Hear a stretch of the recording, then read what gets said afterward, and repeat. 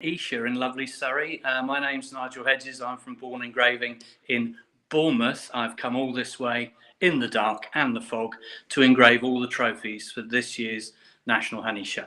This is my 20th year of doing these trophies, so all these fantastic trophies are all personal friends of mine. And this is the centenary show for the National Honey Show. So on the cover of the magazine.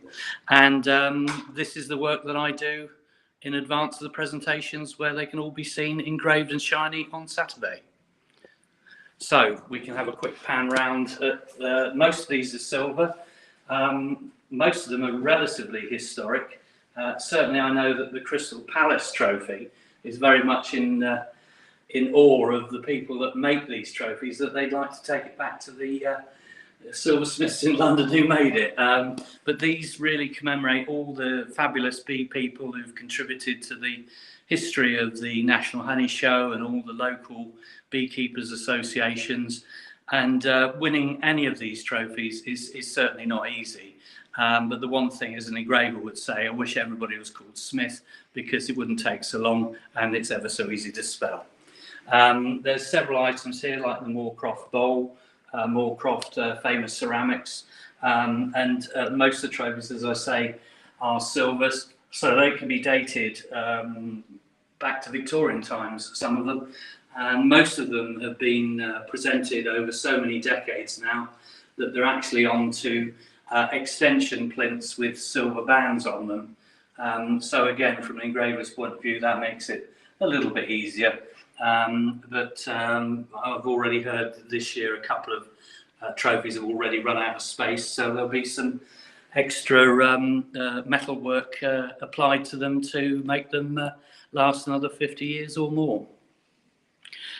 So from the engraving point of view, if we wander over seamlessly to my machines, which I brought this year, because obviously belt and braces, you don't want one to pack up and not have the other one working or with you. So these are old post-war French pantograph engraving machines. Very, very simple. You can see no computers. It's all eyes, ear, brain, hands, and getting the 26 letters of the alphabet in all the right order. Obviously, this lady now knows that she's won this trophy today, so there's no secrets here. There's 2 or 3 different engraving applications which I'd employ. This one I've got set up at the moment is diamond drag.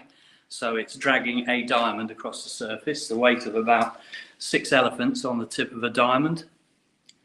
If I wanted to make a lot of noise, I'd put the motor on with the drive belt, and then we'd have a high-speed steel cutter that would cut into the material, whether it's brass, copper, silver plate, silver, brass, whatever. And then certain items like the black plastic plinths, again, we'd use the motor, engrave into the plastic, and then fill it with a white fill so you get the contrast. You can see by the state of my hands that it is a relatively grubby job. I have washed them already today once. I brought my own a bottle of Vim Scourer, so I can shake hands with any royalty who pitch up today and not offend them with grubby fingers. But, you know, certainly the dirtier my hands get, the more engraving I've done and the more money I earn. This is lovely. So, but this is my 20th year doing this.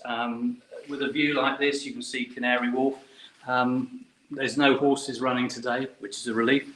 There's no go-karts running today, which is a relief. And there's nobody cutting the grass today, which is a relief. So the only noise you'll hear will be me either eating a sausage roll, hitting something with a hammer, or putting the machine on and engraving another trophy for this brilliant National Honey Show. How's that? Okay. Right, so do you want to see the magic? So with absolutely no sound effects whatsoever, you can see I've already set this up. This is a pantograph reducing engraving machine, so we're down at a ratio of 4:1. So you can see that by running the diamond tip over the relatively soft metal, which is copper, makes a long and lasting impression, but doesn't actually remove material from the item, but more deforms it. But believe me, if suddenly you know, we put 2 S's in Josephine, it would take a fair amount of rubbing to get that out again. But this is a way of working quickly, speedily, quietly, and usually for the engraver's convenience, to be honest, because if you're making yourself work too hard, then you're obviously not charging enough. See, I'm giving you all the trade secrets away, which is probably having me blackballed from the Engravers Club, I would expect.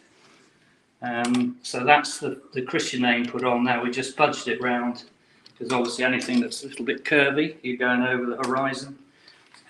So the beauty of this being a floating pantograph is that with control and touch, with these wonderful things that nature gave us, you can actually feel the surface of the item that you're engraving and actually go over the horizon, compensating for, you know, when the material drifts away from you as you turn the corner. So I'll try to keep that as simple as possible because I'm not a scientist.